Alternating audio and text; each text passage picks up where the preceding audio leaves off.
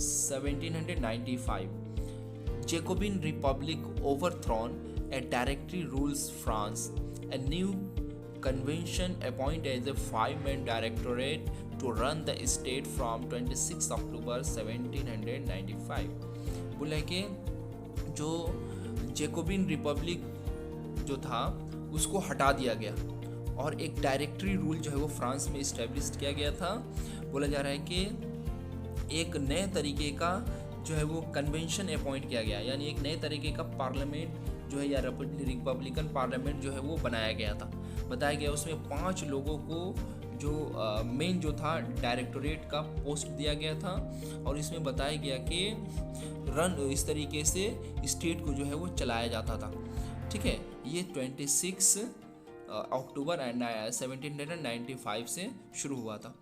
1799 the revolution and with the rise of Napoleon Bonaparte. बोला है कि 1799 में नेपोलियन के आ जाने के बाद से इस तरीके से जो आपका फ्रेंच रेवोल्यूशन था वो ख़त्म हो गया। Okay, now we are going to discuss about some of the points that may be reason for the French revolution. Economic decline. बोला कि फ्रेंच रेवोल्यूशन के से पहले तक जो था वो इकोनॉमिक डिक्लाइन हो गया था। ठीक है, फ्रांस गवर्नमेंट जो था वो बहुत बड़े कर्ज में जा चुका था। Bad harvesting and high price for food rights. बोला कि एक तरीके से बहुत कटाई जो हुई थी उस वक्त बहुत ख़राब हुई थी। फूड किरान का दाम जो है बहुत ज़्यादा था। इसके अलावा लोग खाने के लिए आपस में लड़ाई झगड़े करते थे। State general conveyed demand for reforms.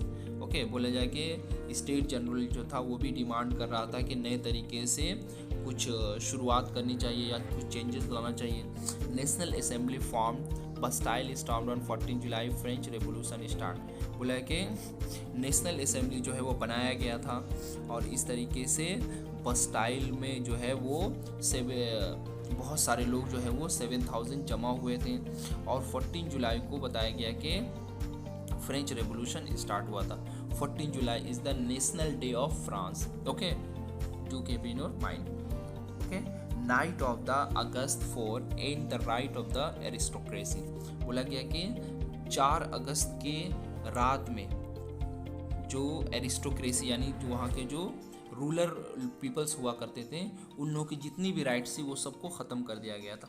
Okay, declaration of the right of man.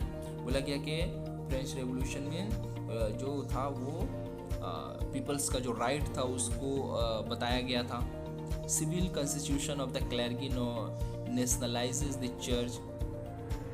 बोला गया कि जो सिविल कॉन्स्टिट्यूशन था वो भी जो था क्लर्की और चर्च वगैरह को एक तरीके से जो है वो नेशनलाइज किया गया था।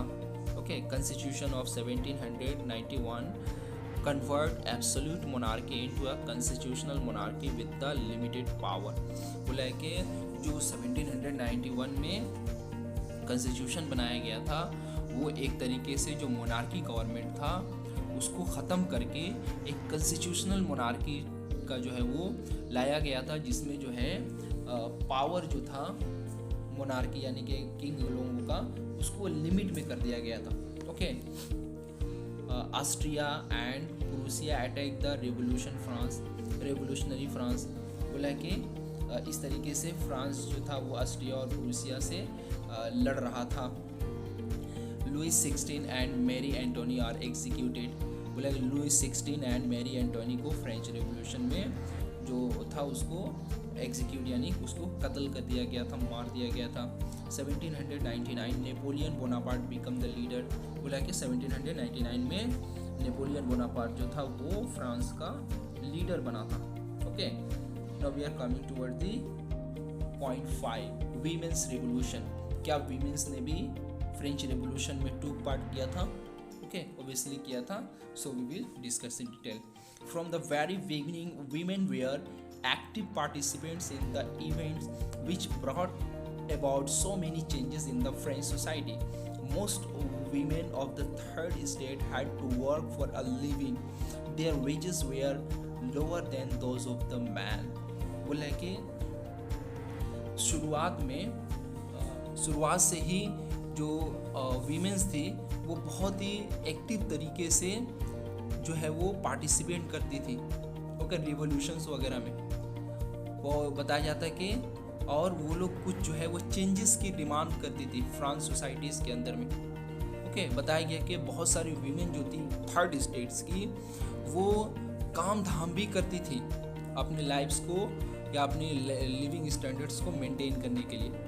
ओके बताया जाता है कि उनकी जो मजदूरी हुआ करती थी वो मैन के बनिस्बत में यानी कि पुरुष के बनिस्बत में बहुत ही कम हुआ करती थी। Okay in order to discuss and voice their interest women started their own political clubs and newspaper. One of their main demand was that women must enjoy the same political right as men. Some laws were introduced to improve the position of women. Their struggle still continues in several parts of the world. It was finally in 1946 that women in France owned the right to vote. बोला गया है इस paragraph में कि जिस तरीके से औरतें भी जो है वो आवाज़ उठाती थी अपने राइट्स के लिए। ओके बताया गया कि इसमें उन लोगों ने बहुत सारे पॉलिटिकल क्लब्स बनाए थे, बहुत सारे न्यूज़पेपर जो है वो भी उनके पास था। इसके अलावा बताया गया कि वो लोग डिमांड कर रही थी कि जिस तरीके से मैंस को पॉलिटिकल राइट्स दिया गया है उस तरीके से वीमेंस को भी पॉलिटिकल राइट जो है देना चाहिए। ओके इसके अलावा बताया गया कि कुछ लॉ जो है वो बताया गया कि वीमेंस के पोजीशन को इम्प्रूव करने के लिए होना चाहिए। ओके इवन बताया गया कि उन लोगों का जो स्ट्रगल था वो बिल्कुल कंटिन्यू था, ना ही सिर्फ फ्रांस में बल्कि वर्ल्ड के बहुत सारे एरियाज़ में। और बताया गया कि आखिर में 1946 में वीमेंस को फ्रांस के अंदर में वोट देने का राइट जो है वो मिल गया था। Okay now we are moving towards the evolution of slavery, यानी कि गुलामी जो था उसका खात्मा होना, उसका एंड होना। Okay was triangular slave that trade between Europe, Africa and America. In 18th century there was a little criticism of slavery in France.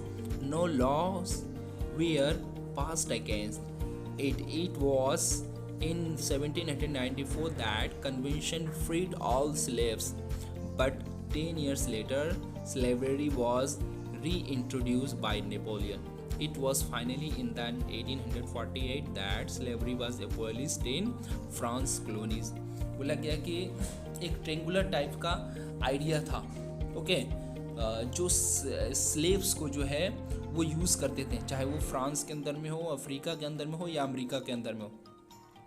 ठीक है ओके बताया गया कि 18 सेंचुरीज के अंदर में जो स्लेव था उसको क्रिटिसाइज से गुजरना पड़ता था। ओके बताया गया कि कोई भी लॉ नहीं था उनके लिए। ठीक है इसके अलावा बताया गया कि 1794 में जो था उनको एक तरीके से गुलामी से आज़ादी मिल गई थी। ओके लेकिन बताया गया कि फिर 10 सालों के बाद नेपोलियन के आ जाने से दोबारा जो है वो लोग गुलाम हो गए थे। और फाइनली बताया गया कि 1848 में फ्रांस कॉलोनी से जो है वो गुलामी का जो है वो एक तरीके से एंड हो गया था, खात्मा हो गया था। Okay point 7 the revolution and everyday life. Okay बताया गया कि रेवोल्यूशन जो हो रहा था उसके एवरीडे लाइफ से क्या रिलेटेड था। Okay the year following 1789 in the France saw many changes in the lives of men, women and children. The revolutionary governments took it upon themselves to pass laws that would translate the idea of liberty and equality to everyday practice. One important law that came into effect was abolition of censorship.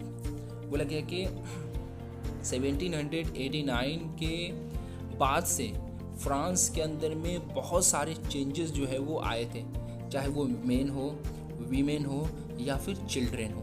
Okay बताया गया है कि जो revolutionary government होता था वो लोग एक तरीके से लॉ जो है वो पास करते थे और बहुत सारे जो लिबर्टीज़ के यानी कि आज़ादी के और इक्वालिटी के जो आइडियाज़ थे वो डे टू डे लाइफ में जो है वो लाने के लिए सोचते थे या लाते थे।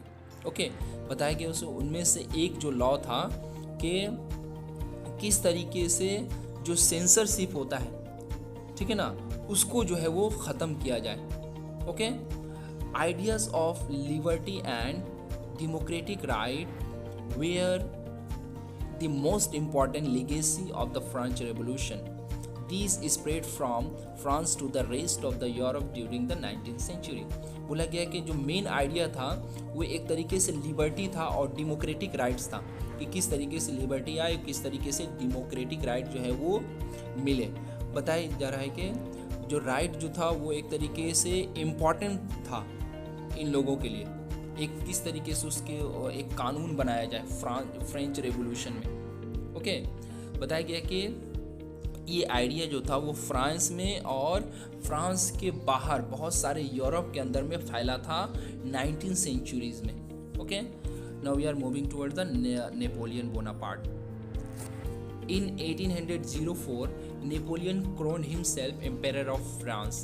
He set out to conquer the neighboring European countries, disposing the dynasties and creating a kingdom where he placed a member of his family. He saw his role as a modernizer of Europe. He introduced many reforms which had long-lasting effect on Europe. He was finally defeated at Waterloo in 1815. बोला गया कि 1804 के अंदर में Napoleon जो है वो France का जो है उसको ताज पहनाया गया था और वो एक तरीके से फ्रांस का जो है वो रूलर बना था। बताया गया कि वो बहुत सारे आसपास की जो यूरोप की कंट्रीज़ हुआ करती थी उसके ऊपर वो कब्ज़ा करना चाहता था और कब्ज़ा करने के बाद जो बहुत सारी जो छोटी छोटी डायनेस्टीज़ हुआ करती थी उसको एक तरीके से वो ख़त्म कर देता था। और बताया जा रहा है कि अपने ही फैमिली के एक मेंबर को जो है वो किंगडम की जिम्मेदारी या रिस्पॉन्सिबिलिटी वो दे देता था। ओके, और बताया गया कि वो एक तरीके से खुद को जो है वो यूरोप का मॉडर्नाइजर के रोल के तौर पे समझता था। ओके, बताया गया कि उसने बहुत सारे चेंजेस जो है वो लाए थे जो कि बताया गया कि यूरोप के अंदर में बहुत दिन तक जो है वो चलता रहा और लास्ट में बताया गया कि वाटरलू की बैटल्स में 1815 में उसको जो है वो डिफीट हो गया। Okay, now with this points we have come to an end our chapter. Okay, hopefully you have got all the points. Okay, so please like, share and comments and subscribe the channel. Thank you.